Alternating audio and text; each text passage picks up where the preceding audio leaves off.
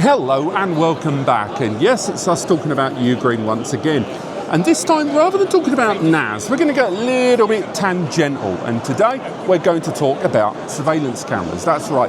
They're not really happy with just trying to take over the NAS market. Now it looks like they're trying to integrate a new surveillance setup for the home. Now, a lot of us shouldn't have been surprised by this. A lot of NAS brands arrive with a dedicated surveillance client package out the gate. But at the moment, it looks like they're focusing on their own cameras. It's still very early days. They're talking about launch for this series around H2 2026. And there isn't really talk about the software itself, what it's going to be running on.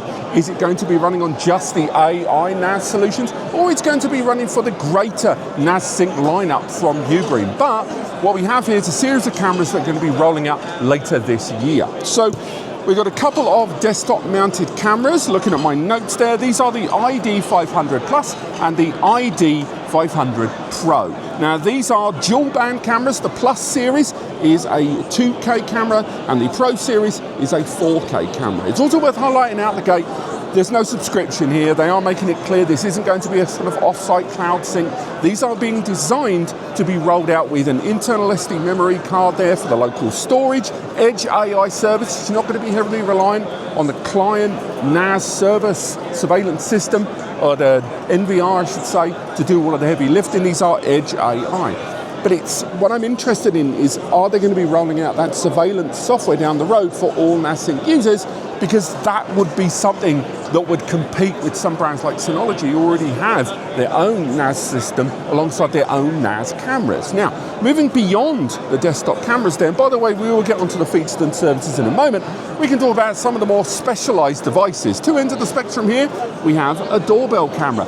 It's a doorbell camera with two lenses as well. Looking at my notes there, for the doorbell camera, it's a 4K and a 2K camera there, so it's head-to-toe who's at the door recording there. Once again, it's dual band in terms of wireless connectivity.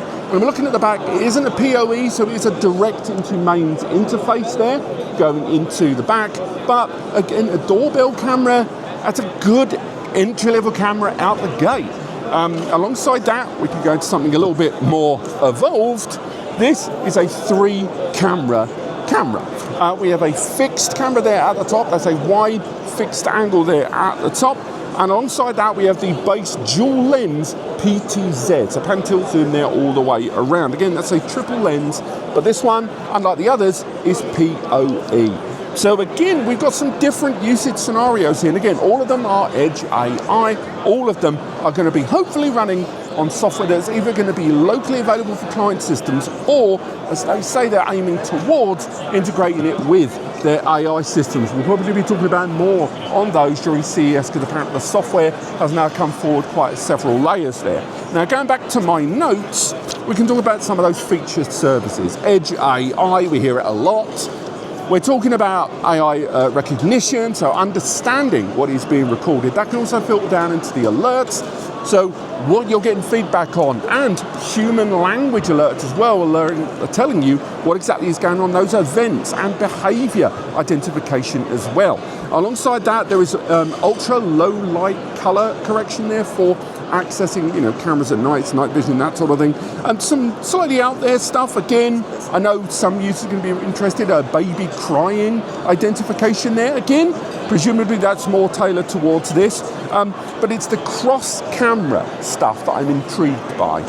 So, for example, you'd have this camera outside here, outside of the house. It's going to recognize something. Hopefully, I haven't confirmed this, it will pan, tilt, zoom and follow the individual.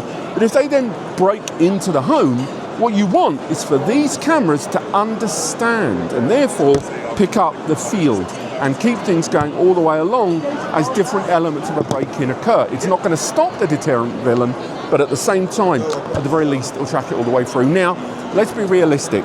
Ugreen don't have an established history in cameras above and beyond a few web cameras there. And it is still very early days.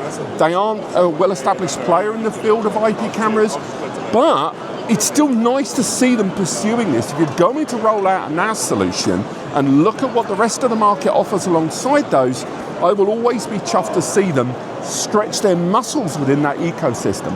And surveillance is one of those hot button investment points that people have when they buy a server, when they think, I want it for media, I want it for backups, I want it for VMs, containers. A lot of users buy it for that surveillance to maximize that investment. And it's nice to see them taking it seriously. But I'm here at PepCon right now, and we're going to be talking about CES for the rest of the week. If you are going to CES, by the way, I'm sure these and more are going to be at the stand over at CES. But apart from that, thank you so much for watching, and I'll see you next time.